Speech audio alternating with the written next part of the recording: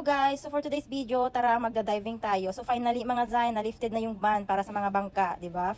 So bali si Jusawa may sarili siyang mga equipments for diving kasi alam nyo naman, certified na yan si Jusawa. So ayun na nga mga Zay, finally nandito na kami sa my diving shop. So bali today mga Zay, si Jusawa lang pala yung magda-diving and ako magi-snorkeling lang. So bali dito pala kami ngayon sa my 200 bar diving shop. So ayan na nga mga Zay, nag-ready na kami. Tapos ayan, binigyan ako ng wetsuit for my snorkeling, o diba? Wala pa kasi ako sa mood mag-diving mga Zay. So bali mag-snorkeling muna tayo. So wag kayo sa kalagitnaan ng snorkeling ko, parang na-bored ako mga Zay. Parang gusto ko na ding mag-dive, pero sabi nila kailangan ko ng instructor. Dapat daw sinabi ko na nung una pa lang, o diba? Pabago-bago talaga isip ko mga Zay. Hindi ko na maintindihan din yung sarili ko minsan eh. So ayun na mga Zay, habang nasa kalagitnaan kami ng session, sabi ng aking Jusawa, nakumuha na din ako ng course mga Zay para maging certified na din ako as a diver. So, diba? Kasi hindi daw siya titigil mag-dive. Kailangan daw mag-diving na din ako. Para in case na magda-dive siya, syempre, nandun din ako palagi, diba? Pala buntot, o, diba?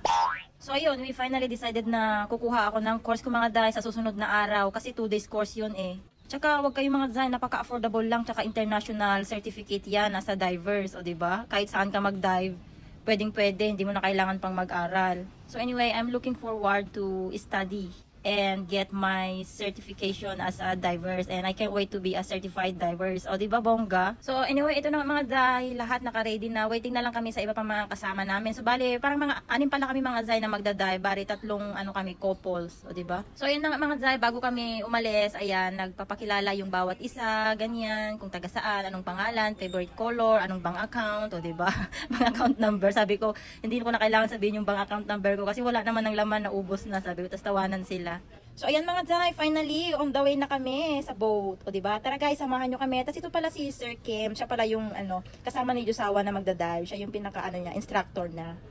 So ayan mga Zay, finally, look at the view. What a beautiful day and what a beautiful view. O diba? Oh my God. We will gonna miss this place again mga Zay. So yeah, finally, we're on the way mga Zay. Tara, samahan nyo kaming mag-diving. Samahan nyo pala sila mga Zay, tayo ako mag-ano lang, snorkeling. So ayan, as you can see on our faces mga Zay, we are so happy and kinda excited. O diba? So, before the diving mga Zay, of course, kailangan mo nang i-instruct ni Sir Kim ang lahat ng dapat gawin, dapat sundin, yung may mga sign, diba? Para you know how to communicate with your team under the water, o diba? Para safe. They really make it sure na safe ka talaga mga Zay. So, to make the vlog short, we finally arrived to our first island destination para mag-dive. So, ayan na nga, nakapag-ready na si Jusawa.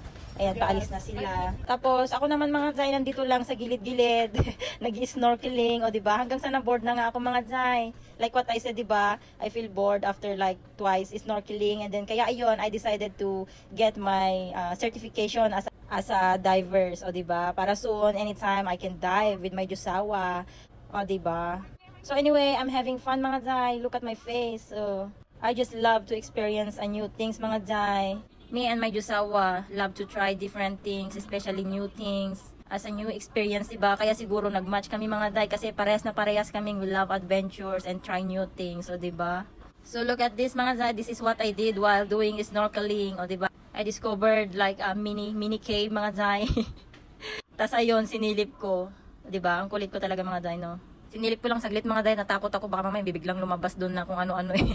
So ayun mga Zay, after the first session ng diving, ayan, we had lunch, and the diving shop also provide our lunch. So we have a pork adobo. We both have pork adobo. And ang sarap mga Zay, super delicious. Especially the lumpia. I love it. Na-miss ko yung lumpia. So after nga mga Zay, everybody's getting ready again for the second session. O diba? So I love the staff here mga Zay. They are very helpful and very nice. They really make sure that you are comfortable and then safe. O diba? Talagang I highly recommended itong diving shop na to mga Zay. So bale, meron silang 3 dives na naganap ngayong araw mga Zay. 3 dives but in different island. Like in different places mga Zay. I-upload ko na lang sa next video kung ano yung mga nakita nila underwater. Like the corals, turtles, and everything what they saw it under the water. Kasi medyo mahaba-haba na yung ating video mga Zay. So if you guys are planning to come here in El Nido, Palawan and wanted to try the diving as well, I highly recommend this diving shop mga Zay. It's called 200 Bar Diving Shop. They are only located here in El Nido. which is in the main street ng El Nido, Palawan mga Zay. Dito lang siya. By the way, I just signed up my diving course application for the next day. So yeah, if you wanna try driving as well, come and visit 200 Bar Diving Shop here in El Nido. Staff are very nice, very friendly, and very helpful. They really make it sure that you feel safe and comfortable. I highly recommended this, guys. Come and visit now. Or you can also inquire on their Facebook page. I'm gonna put here on the screen. So if you are interested, you can directly message them. So anyway, that's it for today's video, guys. Thank you for watching. And if you like the video, please don't forget to follow us so you can be notified on our upcoming vlogs. Thank you so much, guys, for watching, and see you on my next mini vlog. Salamat!